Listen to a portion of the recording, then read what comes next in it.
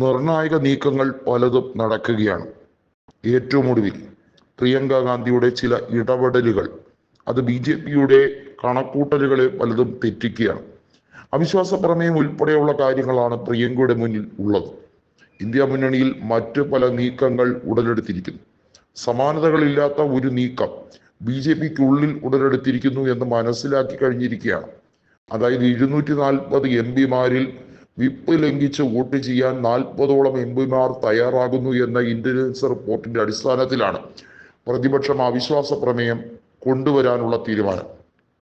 വരാൻ പോകുന്ന സമ്മേളനത്തിൽ ലോക്സഭയിൽ അത്തരമൊരു പ്രമേയം അവതരിപ്പിക്കപ്പെടുമ്പോൾ സർക്കാർ അനിശ്ചിതത്വത്തിലേക്കാകും. നരേന്ദ്രമോദിക്ക് പദവി വിട്ടൊഴിയേണ്ടി വരുന്ന സാഹചര്യം ഉടലെടുക്കുന്നു. സ്പീക്കർ ഓം ബിർളയ്ക്ക് വലിയ തോതിൽ ശ്വാസം മുട്ടുകയാണ്. അദ്ദേഹത്തിന് അറിയാം ഈ മന്ത്രിസഭ കാലാവധി തികക്കില്ലെന്ന്.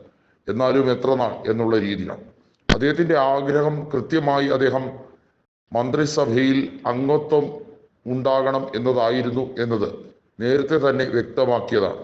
വീണ്ടും സ്പീക്കറാകാൻ ആഗ്രഹിച്ചിരുന്നില്ല.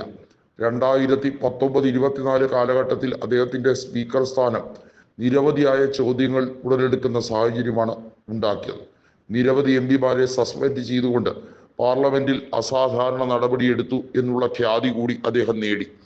എന്നാൽ ദുർബലമായ ഒരു ഭരണപക്ഷത്തെ ഇനി എങ്ങനെയായിരിക്കും പാർലമെന്റിൽ സംരക്ഷിക്കുക എന്നത് സ്പീക്കറെ സംബന്ധിച്ചിടത്തോളം ഏറ്റവും വലിയ ചോദ്യമായി മാറുകയാണ്.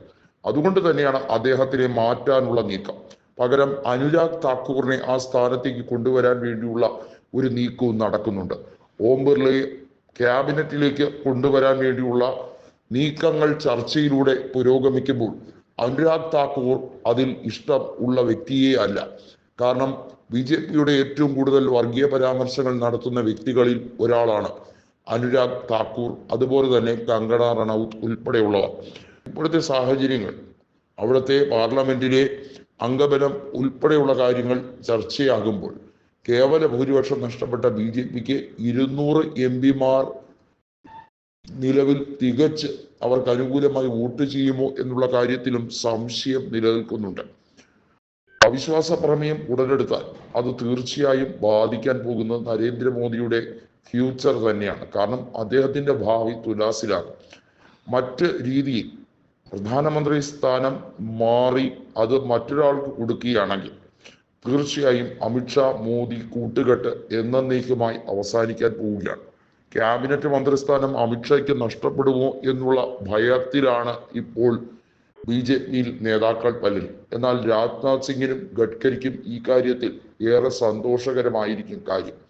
പാർലമെന്റിൽ എല്ലാ സ്ഥാനമാനങ്ങളും അമിത്ഷായും മോദിയും ഒറ്റയ്ക്ക് വഹിക്കുന്നു എന്നുള്ളത് പാർട്ടി യോഗങ്ങളിൽ വരെ നിശിതമായ വിമർശനം ഉന്നയിച്ച വ്യക്തിയാണ് നിതിൻ ഗഡ്കരി. അതിന് പിന്തുണച്ച വ്യക്തിയാണ് രാജ്നാഥ് സിംഗ്. നമ്മൾ ഓർക്കണം, നരേന്ദ്രമോദിയെ പ്രധാനമന്ത്രി സ്ഥാനാർത്ഥിയാക്കുന്നതിൽ സുപ്രധാന പങ്കുവച്ച അതേ രാജ്നാഥ് സിംഗ് തന്നെയാണ് ഇപ്പോൾ നരേന്ദ്രമോദിയെ മാറ്റണം എന്ന ആവശ്യം ഏറ്റവും ശക്തമായി ഉന്നയിക്കുന്നത്.